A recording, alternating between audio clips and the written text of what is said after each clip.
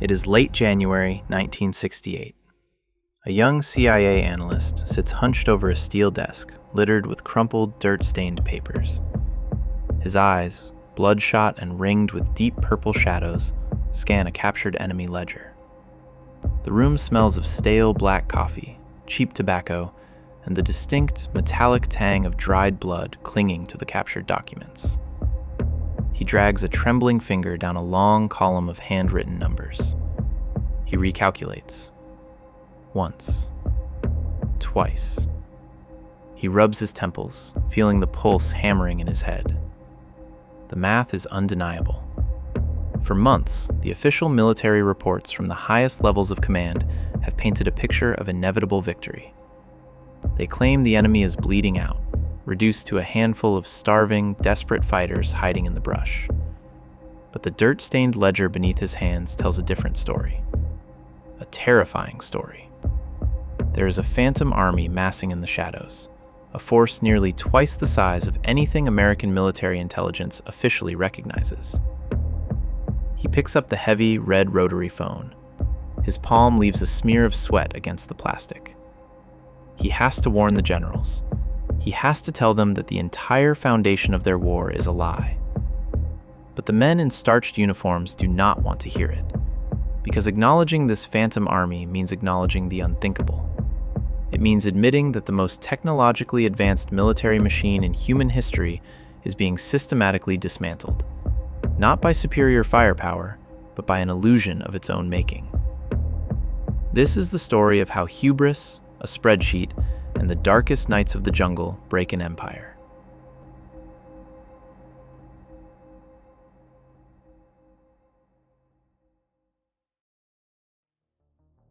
The macro view of the Vietnam War in 1967 is a spectacle of overwhelming industrial might. The skies over Southeast Asia roar with the deafening thunder of B-52 stratofortresses, tearing the clouds apart to rain fire on the jungle below. The American strategy is built on metrics, statistics, and the cold, hard logic of attrition. Success is not measured by territory captured, but by the body count. If you kill more of them than they kill of you, the logic dictates, eventually they will surrender. General William Westmoreland, the commander of U.S. forces, stands before cameras in crisp, perfectly pressed fatigues. He smiles. He speaks of a light at the end of the tunnel. The American public watches on their cathode ray televisions and believes him. But down in the micro view, in the suffocating canopy of the jungle and the windowless basements of intelligence agencies, the war looks vastly different. The antagonist in this shadow war is not a single man, but a relentless, liquid ideology embodied by North Vietnamese strategist Le Duan and General Vo Nguyen Giap. Their masterstroke is the Ho Chi Minh Trail.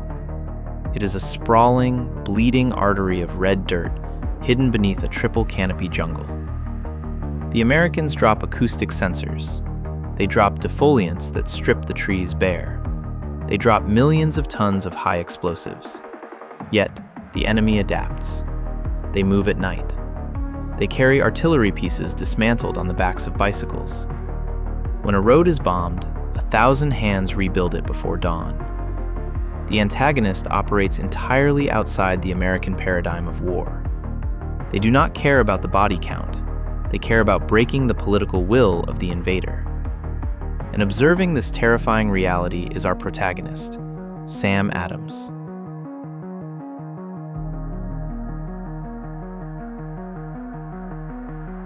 Adams is a Harvard-educated CIA analyst. He is eccentric, obsessive, and driven by an uncompromising devotion to the raw data. He does not carry an M16. His weapon is the order of battle, the official military estimate of enemy troop strength.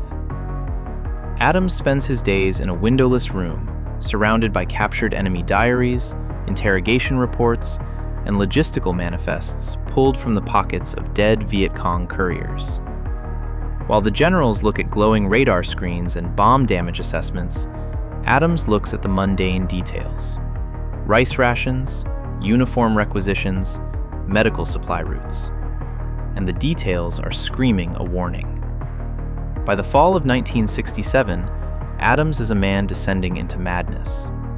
The walls of his apartment in Langley are covered in maps, connected by tangled webs of red string. He calculates that the Viet Cong and North Vietnamese forces number closer to 600,000. But the official military command, MACV, stubbornly caps the number at 299,000. Why? Because the antagonist is no longer just the Viet Cong. It is the American bureaucracy itself. The politicians in Washington have promised the public that the war is winding down. To suddenly announce that the enemy force is twice as large as previously stated is political suicide. The military command engages in institutional self-deception.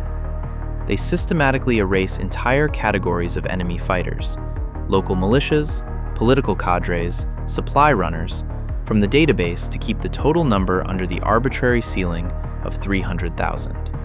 Adams becomes a ghost, haunting the corridors of power. He writes furious memos.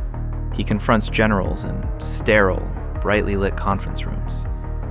He presents the captured diaries, the ink smeared by jungle rain, detailing vast networks of unseen fighters. "You are fighting a ghost," he warns them, his voice cracking with exhaustion, and the ghost is preparing to strike.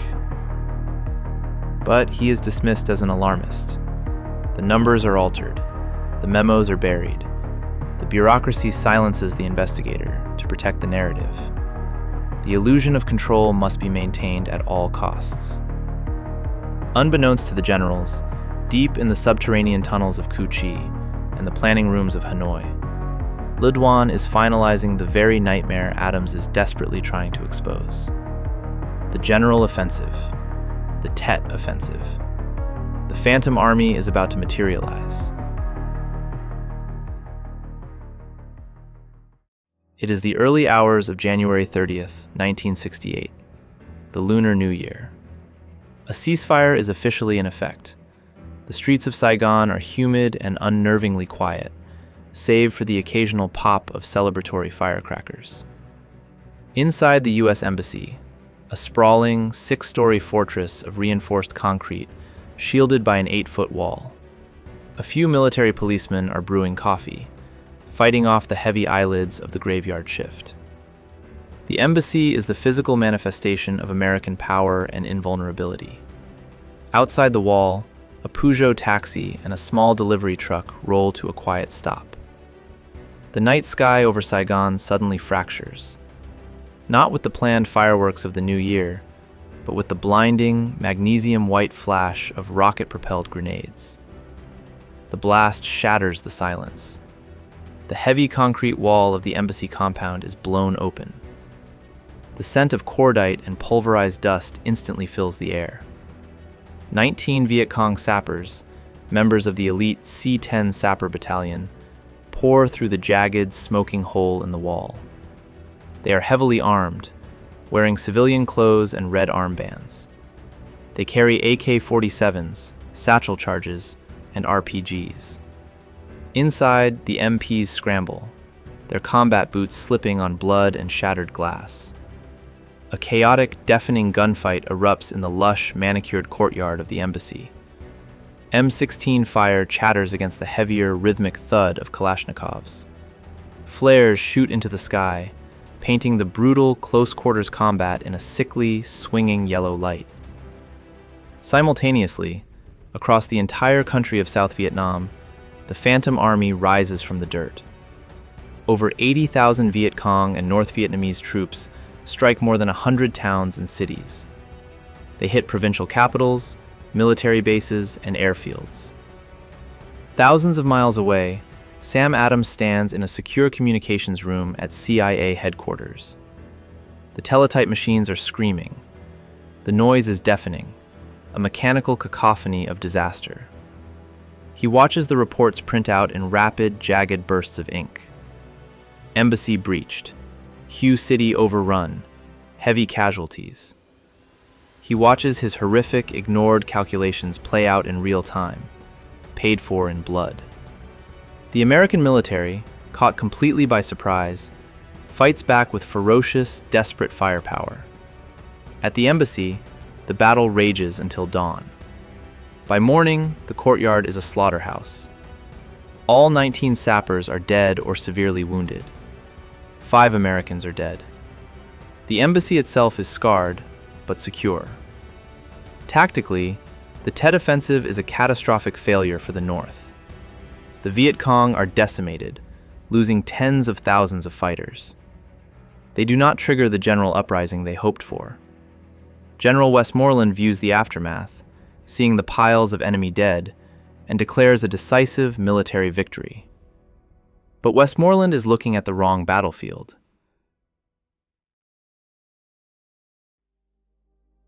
The true battlefield is a living room in Ohio, a diner in Kansas, a bar in New York. As the sun rises over Saigon, American television crews film the smoking ruins of the U.S. Embassy. They film dead Viet Cong sappers being dragged across the pristine American lawn. For years, the American public has been told the enemy is broken, that the war is nearly won. Now they watch as that broken enemy breaches the most secure American compound in the country. The psychological shockwave is devastating. The illusion is shattered permanently.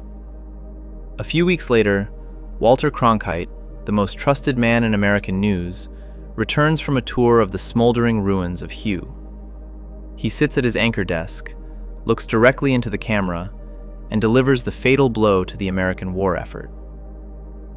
To say that we are closer to victory today is to believe, in the face of the evidence, the optimists who have been wrong in the past. To suggest we are on the edge of defeat is to yield to unreasonable pessimism. To say that we are mired in stalemate seems the only realistic, if unsatisfactory, conclusion.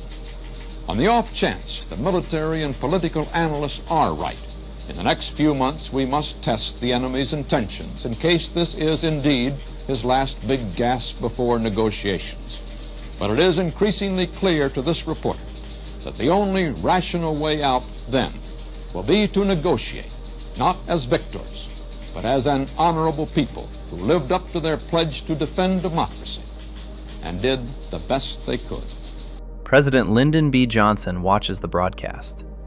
He supposedly turns to his aides and says, "If I've lost Cronkite, I've lost Middle America." The war will drag on for years, burning through thousands more lives.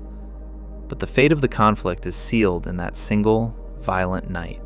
The United States did not lose the Vietnam War because they lacked firepower, or bravery, or tactical dominance. They lost because they fought a war of statistics against an enemy fighting a war of survival. They lost because the bureaucracy chose the comfort of a lie over the brutal reality of the truth. Sam Adams never recovers from the burden of being right. Years later, he testifies against the military leadership, attempting to expose the willful deception of the order of battle. He becomes a pariah, haunted by the ghosts of the names on the Vietnam Veterans Memorial Wall. Men he believes died because his warnings were silenced. He dies of a sudden heart attack at the age of 55, his final years spent endlessly organizing his files, still desperately trying to prove the truth of the Phantom Army. In the end, Adams leaves us with a chilling, undeniable legacy, a warning whispered from the jungles of 1968 to the corridors of power today. If you don't know the size of the enemy, you don't know the nature of the war. And if you don't know the nature of the war, you have already lost it.